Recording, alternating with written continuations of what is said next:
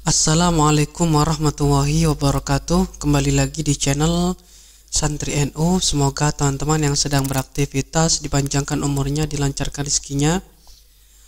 Oke teman-teman, kita lanjutkan pengajian kitab Ihya Ulumuddin ya.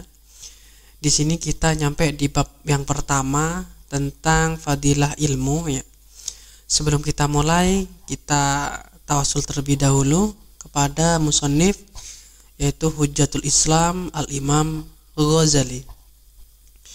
Bismillahirrahmanirrahim. Ila hadratin Nabi Mustafa Muhammad sallallahu alaihi wasallam wa ala alihi wa ashabihi wa azwajihi wa dzurriyyatihi wa ahli baitihi.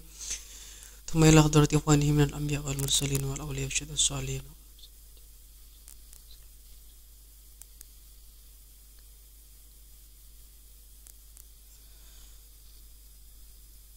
Al-Fatihah.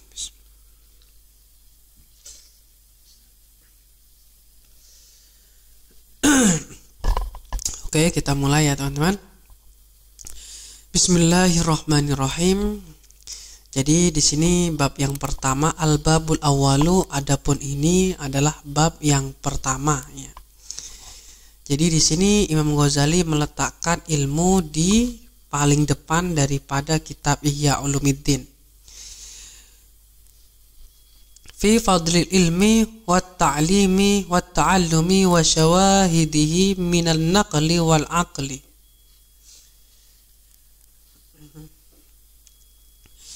Fi fadlil ilmi, di dalam keutamaan ilmu, walit ta'limi dan mengajar, walit ta'allumi dan belajar, wa syawahidihi dan dalil-dalilnya, minan naqli dari nakal ini maksudnya Quran hadis, wal aqli dan akal. Fadilatul ilmi, ay hada fadilatul ilmi.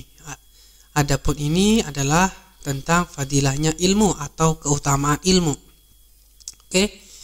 Di sini Imam Ghazali akan membahas ya, keutamaan ilmu, lalu mengajar ya. Kenapa di sini kok mengajar lebih didahulukan daripada belajar ya? Karena seorang guru itu akan menjadi panutan kepada muridnya ya.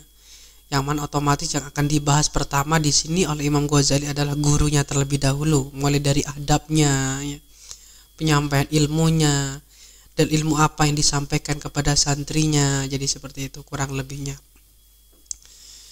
Syawahiduha, adapun dalilnya fadilah ilmu di sini, minal Qur'ani, dari Al-Qur'an, qauluhu adalah firman-Nya Allah Ta'ala yang maha tinggi. Siapa Allah? Syahidallahu annahu la ilaha illa huwa wal malaikatu wa ulul ilmi.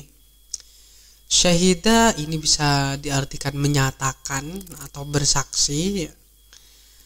Allahu, siapa Allah, annahu sesungguhnya, la ilaha illa huwa, tidak ada Tuhan kecuali Dia, wal malaikatu dan malaikat, wa ulul ilmi dan orang yang memiliki ilmu.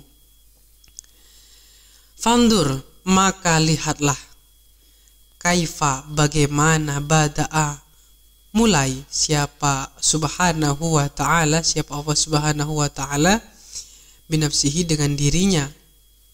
Jadi dalam firman di sini Allah menyebutkan dirinya, wasanna dan menduai siapa Allah bin malaikatihi, kepada malaikatnya. Jadi ketika sudah menyebut Allah ya, mulai dari Allah, lalu yang kedua malaikat, watallata dan menigakalikan siapa Allah bi ahli ilmi, kepada ahli ilmu. Wanahika, cukup bagimu, bihada dengan hal ini, syarafan kemuliaan, wa fadlan dan keutamaan, wa jalalan dan keagungan, wa nabalan dan keluhuran. Jadi di sini di antara dalilnya Al-Quran yaitu yang berbunyi syahidallahu annahu la ilaha illa huwa wal malaikatu wa ulul ilmi. Jadi maaf ya teman-teman, lagi batuk. Jadi orang yang berilmu ya itu banyak sekali fadilahnya ya. di mana orang yang berilmu itu diantaranya sebagai tanda bahwa manusia yang mulia bukan disebabkan karena banyak hartanya, bukan disebabkan ya karena nasabnya ya, tapi diantaranya ya karena ilmu ya. Dan ilmu itu tidak ada gunanya bila tidak diamalkan ya. Jadi kalau punya ilmu ya harus diamalkan. Kalau tidak diamalkannya nanti akan dituntut gitu loh. Oke, jadi seperti itu. Wa qala, dan berfirman Allahu, siapa Allah Ta'ala yang maha tinggi, siapa Allah. Yarfa'illahu alladhina amanu minkum walladhina utul ilma darajat. Ini kalimat ini pernah ya, sering ya digunakan untuk dai-dai yang memang dianya itu menyampaikan, membahas tentang ilmu. Bukan hanya itu saja, tapi biasanya kalau di acara-acara besar itu bannernya ya seperti ini teman-teman ya. Ada yang seperti ini. Bisa ini ditulis di pentas ya, di belakang pentas jadi background atau yang lain ya. Karena ini adalah dalil daripada keutamaan ilmu.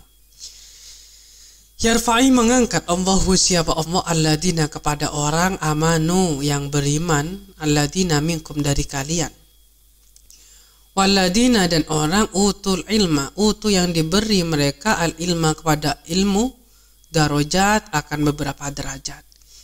Jadi orang yang berilmu itu akan ditambah derajatnya oleh Allah ya. Dah. Di sini Ibnu Abbas menjelaskan lagi ya. Qala, berkata Ibnu Abbas, ini siapa Ibnu Abbas, radhiya, semoga meridhoi, Allahu, siapa Allah, anhuma, kepada keduanya. Nah ini Ibnu Abbas menambahi ya, beberapa derajat sih ya. Kan seperti itu. Di sini Ibnu Abbas menyempurnakan dengan qaulnya ya, dengan perkataannya, lil ulama'i darajatun. Lil ulama'i, ialah bagi ulama, darajatun, adapun beberapa derajat. Fauqal mu'minina, di atasnya orang-orang yang beriman, bisa mi'ati darajatin, dengan 700 derajat. Jadi orang yang punya ilmu ya, atau ulama ya, derajatnya itu di atasnya orang mukmin itu 700 derajat teman-teman.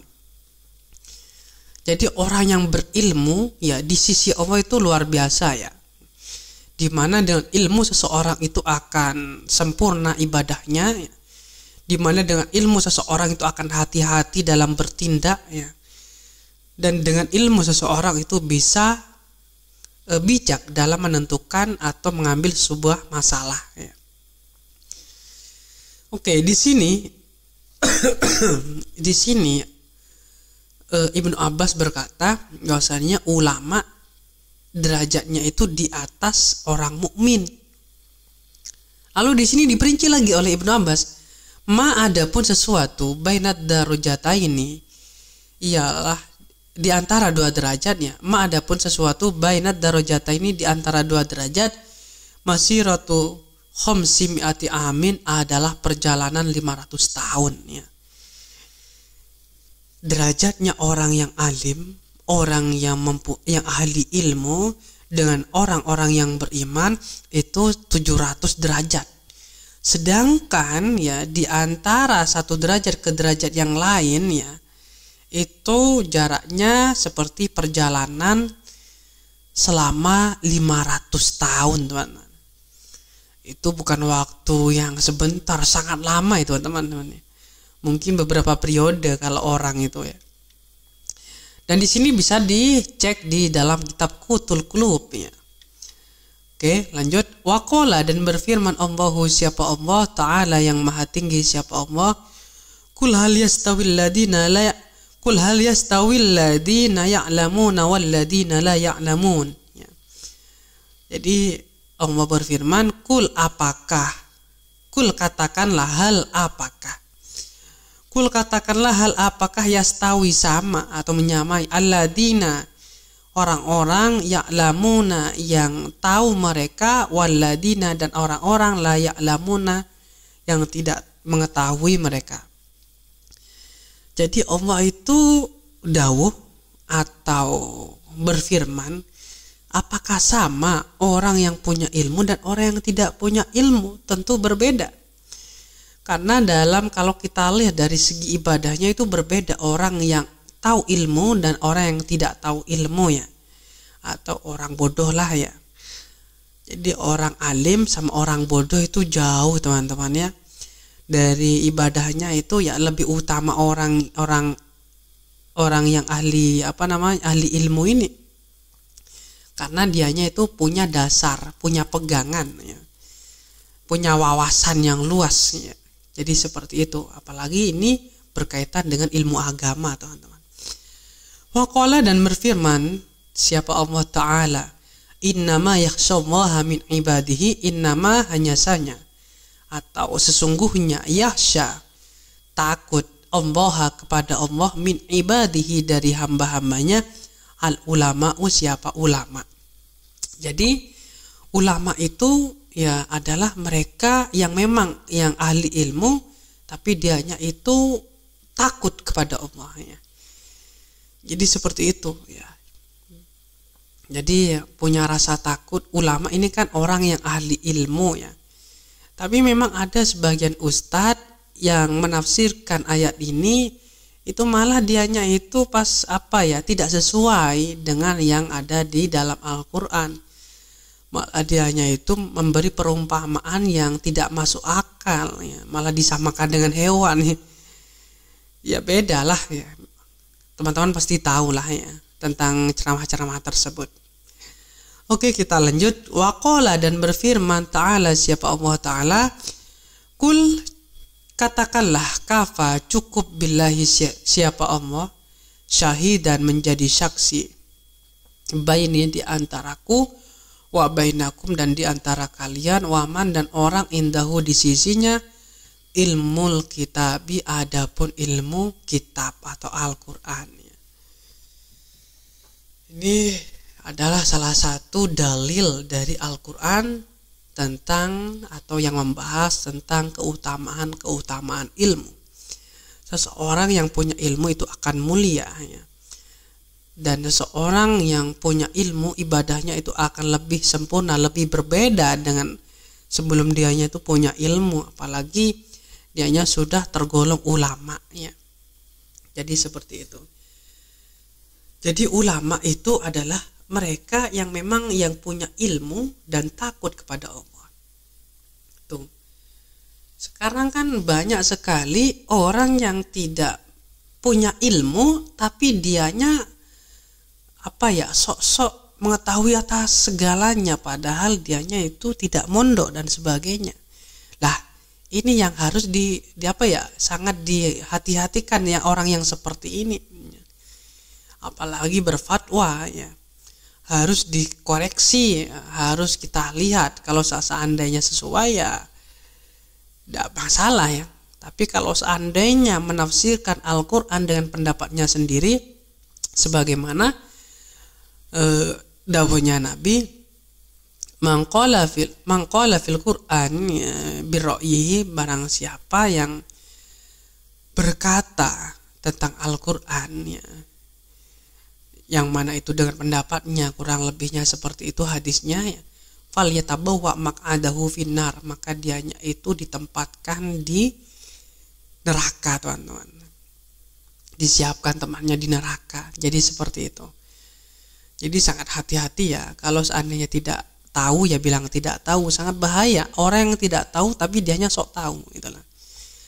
Oke, mungkin sekian videonya, saya kira sudah cukup. Kita akan lanjutkan pertemuan yang akan datang tentang fadilah ilmu. Ini masih membahas tentang dalil-dalil dari Al-Qur'an, nanti dilanjutkan dari hadis Nabi ya. Nanti dilanjutkan mungkin dari athar ya, dari para sahabat nih ya. Oke, mungkin sekian videonya, kurang lebihnya saya mohon maaf, mungkin ada kata-kata yang salah dari pembaca atau penyampaian, karena pada dasarnya saya hanyalah manusia yang tidak sempurna ya. Oke, sekian dari saya, semoga bermanfaat. Assalamualaikum warahmatullahi wabarakatuh.